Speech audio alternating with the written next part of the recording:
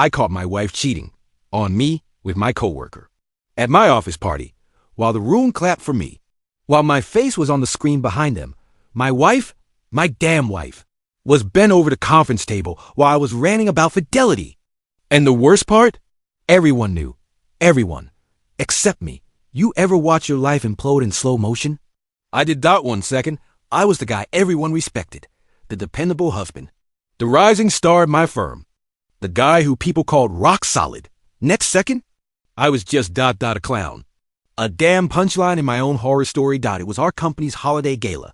Big night. Big crowd. Held at a high-rise hotel downtown, huge glass windows, gold decor. Champagne fountains? All of it. Fancy as hell. I'd just been promoted. Director of Ops. Big step up.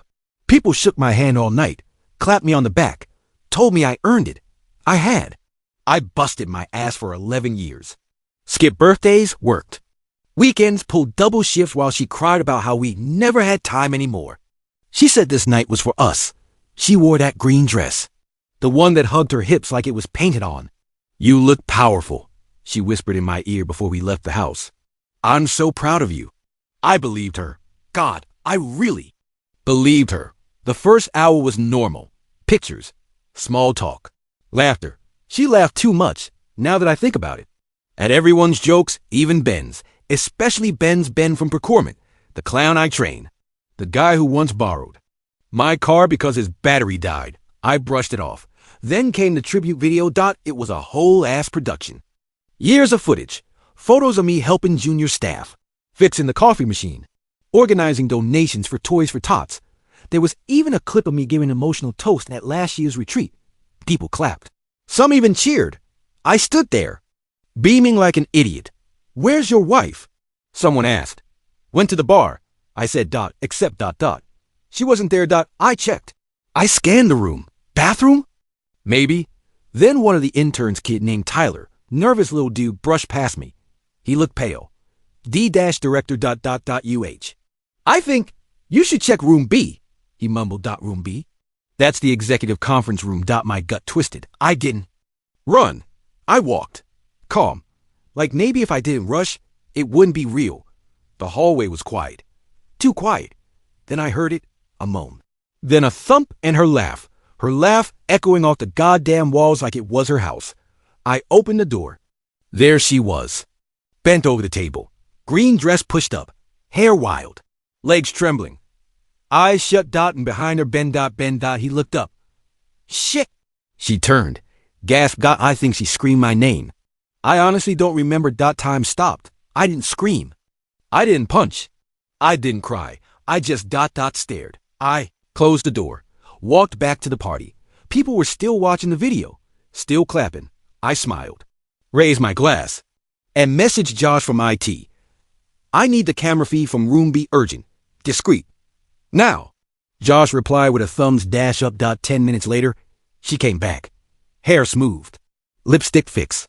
Breast pushed back into place, smiling. Sorry. She said. The wine line was insane. I looked her dead in the eyes. She had no idea I'd seen it. None. She touched my arm. Whispered. You okay? I said. Yeah, but inside. I was a F******ing storm. I didn't sleep that night. Not because I was heartbroken. No. That came later. What I felt was rage.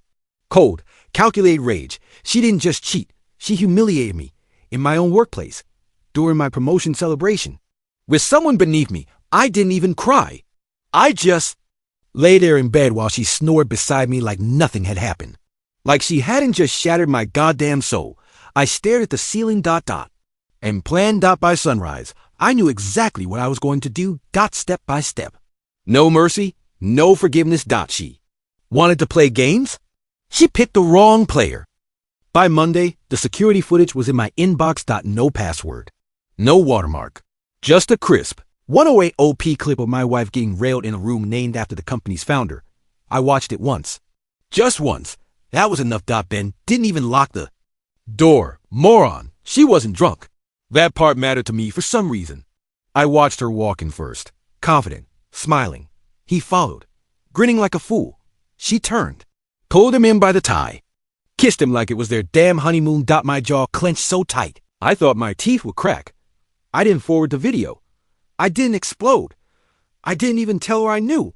Why? Because I wanted to do this right. I wanted her to feel it, not just for a night, for years. She betrayed me publicly. She was going to fall publicly. First, I needed information. I started with her phone. She was careless. Always left it on the nightstand. No passcode. She trusted me. Messages, photos, voice notes. She'd been talking to Ben for months. Flirty texts, inside jokes, voice messages at 2 a.m. saying, I can't sleep, thinking about you. She even sent him pictures. Lingerie pics. One from our anniversary weekend. I nearly vomited. Then I found something interesting. A message. From him, don't worry about the money. I'll help cover it if he says no. What money? I dug deeper. Opened her email. Then her bank app. There it was. She'd taken out $14,000 from our joint savings. Labeled it contractor. But there were no renovations happening. Then I found the invoice. Guess who signed it? Ben. He'd started a consulting business 6 months ago. She paid him, labeled it as marketing services. Unbelievable. She wasn't just cheating. She was laundering money through him. Using my savings. I laughed. Out loud. Couldn't help it. It was so insane it felt fake. Then I stopped laughing. Because I realized something else. She was planning to leave me. Soon. There was an email thread between her and a real estate agent. She'd been looking at 1-bedroom condos. Small, modern. Perfect for one person. Or two, if they didn't mind sharing closets and being disgusting. I read every word. I don't want to tell him until after the party. It would ruin his night. That part actually made me snort. Too late, sweetheart. But no, she didn't leave me. Why? Because I got there first. I called my lawyer. Told him everything. Played the long game. We redrafted our prenup quietly. It wasn't perfect, but it gave me leverage. I added a clause about marital misconduct, adultery, void spousal support. She'd never notice, never cared. Signed it digitally while watching reality TV. I started recording everything. Phone calls. Conversations. Her talking about how Ben gets me in ways you don't. Her saying, it's not just sex. Emotional. Gag. Ben? Emotional? The guy still says bro in professional emails. Next. I told HR. Not about the cheating. Not yet. About the invoice. Said I had suspicions about internal conflict of interest. An anonymous tip, of course. They opened an investigation. Quiet, discreet. Ben was questioned. His dumbass stuttered through the whole thing. My wife started to notice I was different. She asked, is everything okay? I said, yeah, just work stress. She nodded, kissed my cheek. We should take a trip, reconnect. I smiled. Oh, don't worry, I said. We'll reconnect real soon. I planned the party next. It was tradition. When someone reached director level, they threw a celebration for their team. I booked the rooftop bar at the same hotel. Full open bar. Hired a photographer. Invited everyone, including spouses. Yes, including her. She didn't suspect a thing. The night of the party, she wore red. Said she wanted to match my power energy. She had no idea I'd invited her parents. Or that I prepared a very special video montage. Just a little surprise for the team, I said. She smiled, sipped her wine. Ben wasn't there. He'd been temporarily suspended, pending an ethics violation. She claimed I have no idea why. Liar. I gave a speech. Thanked the team. Talked about resilience, loyalty, honor. Then I said, let's take a walk down memory lane. The lights dimmed. Projector flickered on. First came the normal stuff. Me with coworkers. Group photos. Company events. Then the screen glitched. A new video started. The hallway. Room B. The door. Her heels. His tie. The table. Gasps. One woman. Dropped her glass. Someone yelled, holy ****. Her parents were frozen. Pale. She screamed, turn IT off. Too late. The whole room saw it. And I didn't look away. Then I turned to her. You humiliated me publicly, I said. I just returned the favor. She slapped me. Full force. Everyone saw. I didn't flinch. Then I looked around. By the way, this party's not on the company. I paid for it myself. I raised my glass to new beginnings. She didn't come home that night. Good. The phone call started just after midnight. First her mom. Then her. Then her mom again. Voicemails, texts, missed calls. Please, can we talk? I didn't mean for this to happen. ... I never wanted to hurt you ... This isn't who I am. Yes, it is. I didn't respond. I wanted the silence to hurt. I wanted her to stare at the empty doorway and wonder where I was. Wonder what I was doing. Wonder who I was telling. Who else might know? Because by the next morning, everyone knew the video went viral. Not because I posted it. I didn't have to. Someone at the party recorded it with their phone. It hit the office group chat by 8 a.m., Reddit by 8:45, TikTok by lunch. They titled it, Corporate Karma, Wife Caught at Holiday Party. Within hours, it had 1 million views. By nightfall, it was on YouTube compilations. By the next day, her name was trending in a hashtag #green-dressgate. Thought she tried to do damage control. She called HR, tried to play victim. Said it was a private matter, claimed she was being harassed. They reminded her she had never been employed by the company. She had no grounds, no leverage, no shield. Ben's suspension was made permanent. They fired him without severance. And guess what? He tried to blame her, said she seduced him, said she manipulated him. They were both snakes. But he was the dumber one.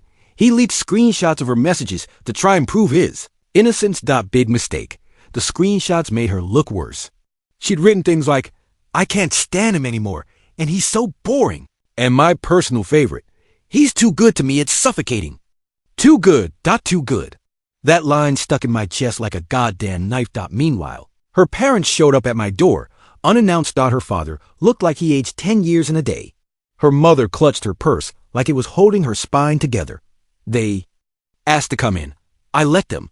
They didn't defend her. Not once. They apologized.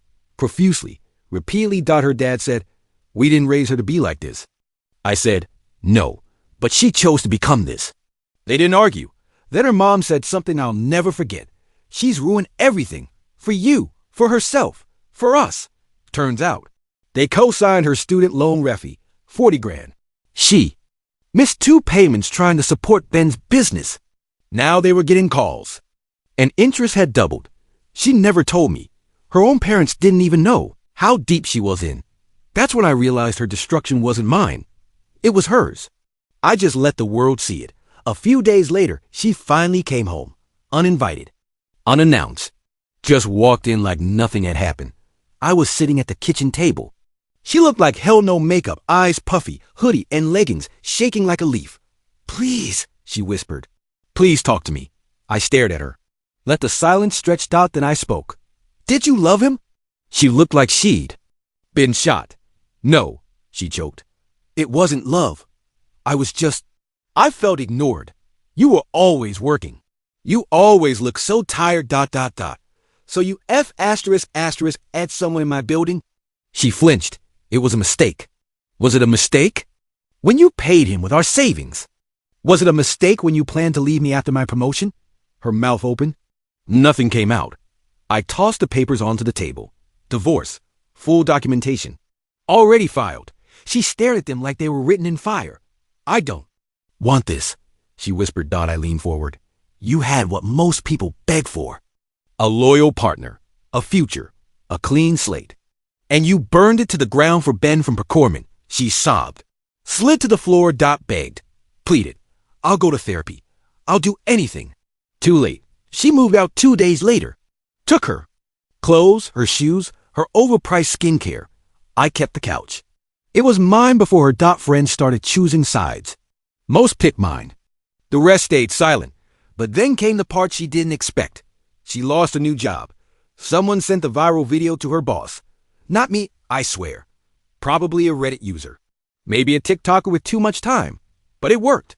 Her company said it violated professional ethics and reputational guidelines. She was escorted out. I watched it all unfold from a distance. Quiet, calm. Like watching a storm that's already past but still tearing apart the shore. And guess what? Ben ghosted her. Cut all contact. No more flirty texts. No more dreams of marketing empires. Just silence. She tried calling him 23 times in one day. He blocked her. She was unemployed, alone, in debt, and suddenly, I wasn't the boring one anymore. I was the man who survived her. And she? She became a cautionary tale. I should have felt empty, but I did in single quotes T. After she moved out. The house felt ... lighter, not peaceful. Exactly. More like walking into a room where a fire used to be still warm, but not dangerous anymore. I started sleeping again. First it was just 4 hours, then 5, then full nights. Without grinding my teeth, without waking up in sweat, without checking the door 3 times wondering if she'd come back like a storm. I got a new coffee table. Threw out the one we bought together. Tossed the throw pillow she had to have because they tied the living room together. I donated her bookshelf. She never read a damn thing on it anyway. Got my space, my air, my silence. And people started noticing coworkers, neighbors, even my dry cleaner. You look different, they said. I feel different, I replied. Wasn't pretending anymore. She used to say I was too intense, too driven, too focused. She didn't understand that's how I survive, how I win. 3 weeks after the divorce filing, she called me. I let it go to voicemail. Her voice cracked. I'm not okay. I don't know who I am anymore. I didn't respond. Not because I hated her, but because I genuinely didn't care anymore. She didn't break me. She exposed herself. I started seeing someone, nothing serious. Just coffee, then dinner. A woman from a client firm, smart, funny, sharp eyes that missed nothing. Her name was Marissa. She didn't ask about my ex. She just said, you carry yourself like a man who walked through fire. I smiled. I did, I told her, but I kept the matches. Then came the settlement meeting. She showed up looking like a ghost in a blazer, thin, pale, jittery. She didn't speak much. Her lawyer did most of the talking. But I watched her face the whole time. She was waiting for mercy, hoping for it. She didn't get it. The prenup held. The adultery clause sealed it. She got nothing. No alimony. No access to my accounts. I even reclaimed the funds she funneled to Ben. Fraud, technically. My lawyer had receipts. She owed me $14,000, plus legal fees. Her jaw trembled. When the judge read the ruling, she whispered to her attorney, he's going to destroy me. I leaned forward and said, you did that yourself. She didn't look up. After the hearing, she followed me into the hallway. You're really going to let me fall apart like this? I turned. You're not falling apart. You're finally showing people who you've been the whole time. She tried to speak. I walked away. Thought that would be the end of it. It wasn't. A week later, I got a knock at my door. It was her brother. We'd always been civil. Not close, but respectful. He looked exhausted, sunken eyes, fidgeting with his jacket sleeve. She's not doing well, he said. I crossed my arms. Not my problem anymore. She's talking about ending things. I froze. He looked at me like it was my fault. You exposed her to the world, man. You burned her down. I laughed once sharp, bitter. She lit the match. I just let the curtain drop. You didn't argue, but something inside me twisted. Not regret, but something adjacent to pity. I told him she needs help. Real help. Therapy. Maybe rehab. He nodded, said nothing. Walked away. I shut the door and didn't sleep that night. Guilt tried to creep in. I killed it, because here's the truth. You can't save someone who climbs into the fire and then screams about the heat. She made choices. She crossed lines. She burned bridges. And when the smoke cleared, there wasn't anyone left waiting. For her. Not her friends. Not her job. Not Ben. And sure as hell not me. A month later, I heard she moved back in with her parents. They stopped answering her calls too. She tried starting a new Instagram, healing journey, and all that. Deleted it after a week. No likes. No followers. She called my number again last Friday. Left one message. I still dream about you. About how things were. About the life we almost had. I stared at my phone. Then deleted the message. And for the first time in months, I smiled without a trace of sadness. I didn't just survive her. I outlived her. Not literally. She was still around somewhere crashing at her parents', probably crying into the same red wine she used to celebrate my downfall. But in every way that mattered, I had moved on. Wasn't healing. I was rebuilding. There's a difference. Healing is passive, waiting for the hurt to stop. Rebuilding? That's work, daily effort. And I was ready to grind. First, I hit the gym. Not because of some breakup cliche. I needed structure, focus, sweat. I ran until my lungs burned. Lifted until my muscles trembled. Pain in my body, the echo in my chest. Then came my apartment. I moved. New zip code. Smaller place. Better view. I didn't want echoes of her. Perfume on my pillows or her dumb Pinterest quotes on my wall. I bought furniture I liked. Black leather. Steel and wood. Cold. Clean. Every inch of that place said, "You're not welcome here anymore." I changed my routine. Woke up at 6. Made real breakfast. Learned to cook more than just eggs. Learned to like the quiet. And surprisingly, I started smiling more. Marissa and I kept talking. Nothing serious. She wasn't a rebound. She had her own life, her own goals. But damn, she was refreshing, confident, kind, sharp-tongued when she needed to be. One night over drinks, she said, "You look like a man who's finally breathing again." I looked at her. I didn't realize how long I was holding it in. I said. Then she asked a question I didn't expect. "Do you forgive her?" I paused. "I don't know," I admitted. "But I don't think about her anymore. That feels like something." It did. And for a while. That was enough. Until the email. I got it on a Tuesday. Random. Middle of the day. Subject line. Urgent. Request for contact? It was from a lawyer. Not mine.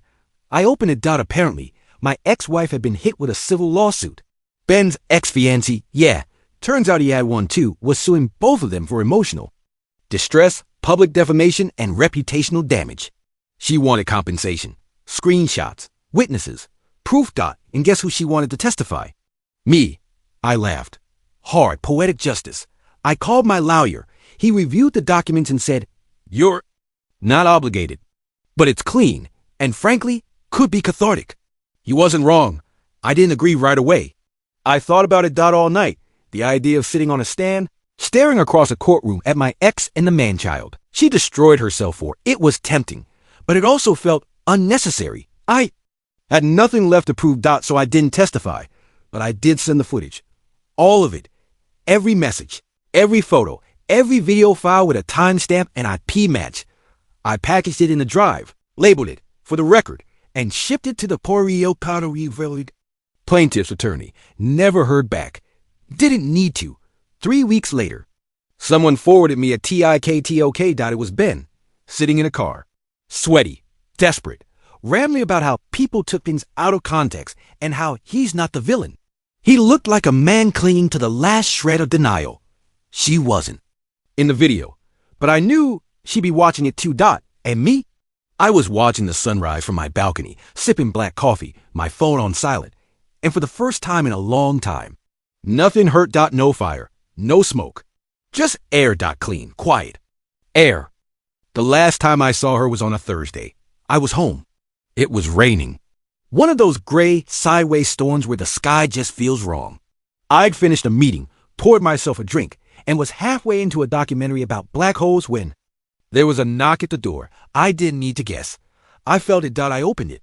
And there she was, hair soaked, hoodie clinging to her, mascara smudged like she hadn't slept in a week. No umbrella, no coat. Just there, like the ghost she'd become. I didn't say anything. She stared at me, eyes wide, lip trembling. "Can I come in?" I stepped aside without a word. She walked in slow, like she expected to be hit by lightning. Her eyes scanned the apartment, new furniture, new layout, no trace of the life we built.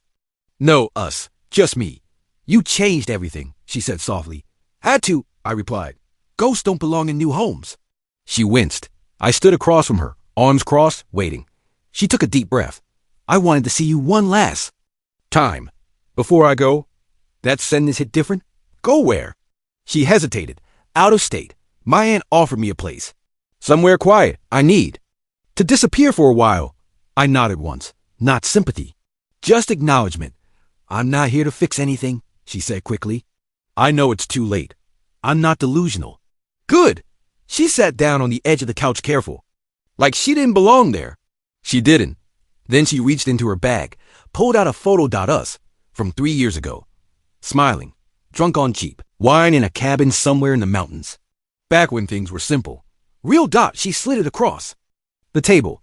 I kept this in my wallet. I don't know why. Maybe to punish myself. I didn't touch it. "I want to say I'm sorry," she said, voice cracking. "Not just for cheating, for everything. For making you feel like you weren't enough. You were more than enough." Silence. She looked at me with the same eyes that once made me melt. Now, they didn't even sting. You said once that I chose this, that I climbed into the fire. I nodded. I thought I deserved to burn. That if I set fire to everything, maybe someone would finally notice I was in pain. I raised an eyebrow. That someone was supposed to be me? She blinked. Tears fell. No, it wasn't fair. It was never your job to save me. Damn right. She wiped her face. Looked small. Not the woman who humiliated me. Not the one who laughed in the hallway with Ben. Just a hollow shell who lost everything and finally realized it was her own hand holding the match. I ruined my life, she whispered. I didn't correct her. She stood slowly. I won't bother. You again. She started for the door. Stop, turn, double quotes. Did you ever love me? I mean, really? That was the twist of the knife. I walked toward her. Stop, inches away. I loved the version of you that never existed. The one I hoped you'd be. But that person was a fantasy. You killed her. Her breath caught. I opened the door. She walked out. No goodbye. No hug. No dramatic finale. Just rain. And silence. I stood there for a while after, watching the water wash over the sidewalk, watching her disappear down the block without an umbrella. No car, no ride. Just her and her mistakes. I didn't feel triumphant. Didn't feel rage. Didn't feel pity. Just. Weeks passed. I heard from a mutual friend that she made it out west, working at a bookstore. Off social media. Off the grid. Good for her. I never saw her again.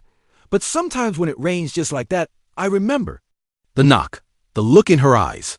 The way she held that photo like it was the last real thing in her life. I sit quietly. Sip my coffee. Look at the view from my new life. Smile. Because she didn't break me. She revealed me.